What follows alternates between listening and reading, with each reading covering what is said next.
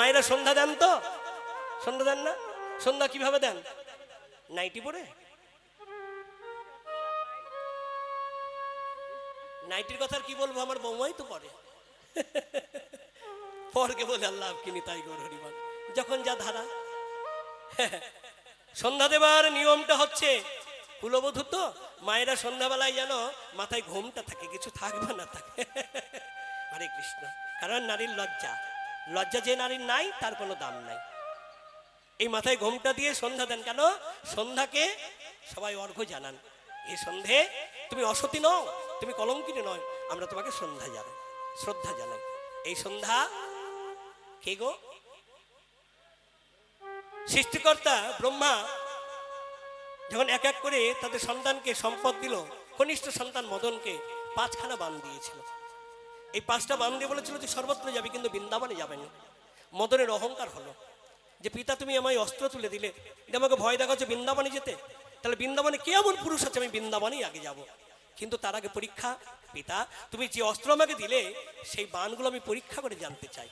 বলে পরীক্ষা করবি, করে নে। ব্রহ্মার জানা ছিল না সেই বান তাকেই নিক্ষেপ করবে। মদন করলেন কি বালকের ন্যায়, সেই বান নিজ পিতাকে যেই না নিক্ষেপ করেছে, ব্রহ্মা নিজ বানে আজ জর্জরিত হয়ে কামে কামাতুর হয়ে নিজ কন্যা সন্ধ্যাকে আলিঙ্গন দিলেন। ব্রহ্মার মাথা ছিল কয়টা? 5টা। সঙ্গে সঙ্গে ভোলানাথ যে নয়নে কাম দৃষ্টিতে নিজ কন্যার প্রতি চেয়েছিল, ব্রহ্মার মাথা একটা কেটে দিলেন। সেই মাথা থেকে তৈরি হয়ে গেল প্রদীপ।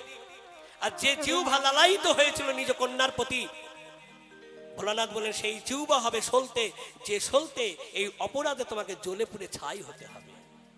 তাহলে জেনে নিলাম প্রদীপটা হলো ব্রহ্মার মাথা, আর সলতেটা হলো ব্রহ্মার জিহ্বা, যে অপরাধে আজ তাকে এইভাবে জ্বলে পুড়ে ছাই হতে হচ্ছে। তো ব্রহ্মা বলেছিল আমি আজকে কামাতুর হয়ে, কাম অন্ধে অন্ধ হয়ে, মা তোকে আমি চিনতে পারিনি, অপরাধ করেছি।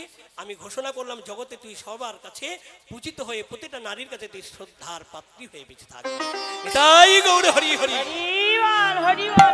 তাই মায়েরা যদি সন্ধ্যাবেলায় সন্ধ্যা দিতে পারে, তার শত কলঙ্ক দূর হয়ে তিনি সতী সাধ্বী পবিত্রী